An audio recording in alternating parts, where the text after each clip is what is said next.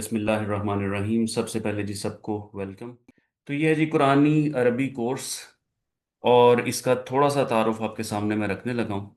इसको आप कुरानी अरबी कोर्स भी कह सकते हैं, आसान अरबी कोर्स भी इस किताब के टाइटल पे लिखा हुआ है, अभी आपके सामने आ जाएगा, और फहमुल कुरान कोर्स भी। इसको इन तीनों नामों से आप याद कर सकते हैं। अच्छा, इसका मकसद सबसे पहले आपको यकीनन आपके जहनों में कोई ना कोई मकसद तो होगा जिसके तहत आप यहाँ पे इस वक्त मौजूद हैं।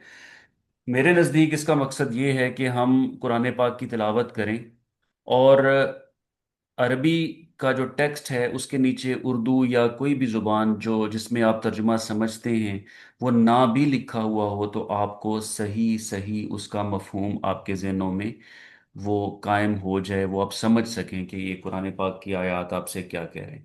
और अगर हम इस लेवल तक पहुंच जाते हैं कि हम सिर्फ अरबी को पढ़ें और बगैर बिल्कुल किसी तर्जुमे के उसका अक्स हमारे जहनों में बन जाए जो बात हमसे की जा रही है, तो ये बहुत बड़ी अचीवमेंट है। कोई ज़्यादा मुश्किल काम नहीं है, बस थोड़ी सी मुस्तकिल मिजाजी की इसके लिए ज़रूरत होगी। उसके बाद क्या है जी, एक सवाल किया जाता है कि ये कितना लंबा चलेगा, इसका दौरानिया क्या है। तो यहाँ लिखा हुआ है जी 45 लेक्चर्स और आधा घंटा रोजाना। डॉक्टर साहब, एक क्वेश्चन था कि क्या हमें नोट्स देने की जरूरत है हाँ जी, इसके लेक्चर के दौरान? दैट इज बड़ी इंपॉर्टेंट बात है जी। ये है कि हमने पढ़ना किस किताब से है, नोट्स की क्या हमें ज़रूरत पड़ेगी नहीं पड़ेगी।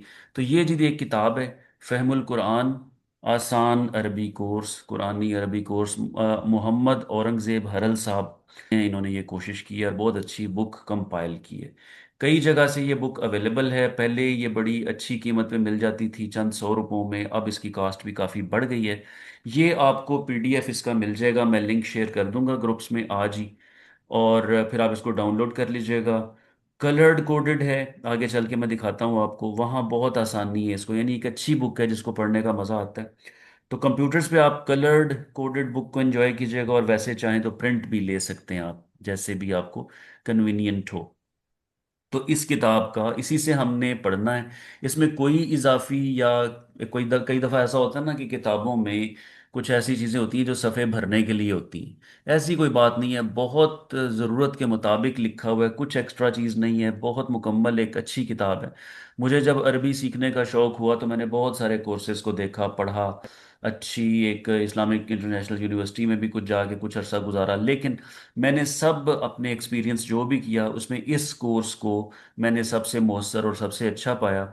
मैंने जो स्लाइड्स बनाई हुई हैं सारी लेक्चर्स की, इसी बुक से बनाई हुई हैं।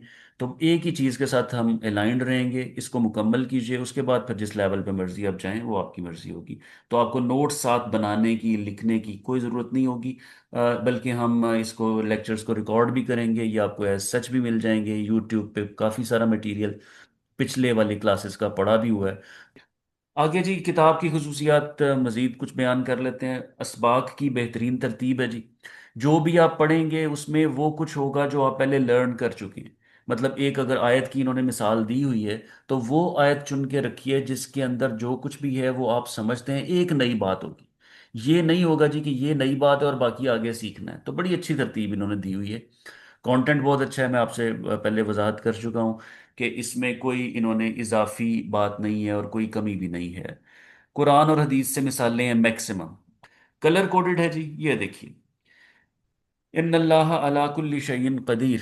तो देखें इन्ना क्या है जी, ये जो भी ग्रामेटिकली इसकी जो कैटेगरी बनती है वो यहाँ पर लिखी हुई है। अल्लाह, ये लफ्ज़ यहाँ पर इस्म भी है। इस्म की एक टाइप मुब्तदा होती है, वो इन्होंने नीचे लिखा होगा। रेड कलर में जितने भी हैं मुब्तदा हैं, बाकी पर्पल कलर में, जामन कलर में जितने भी हैं वो खबर हैं। और मुतल्लिक़ खबर यानी एक्सटेंशन, जो खबर के मुतल्लिक वजाहत है, वो सारी ब्लैक कलर में।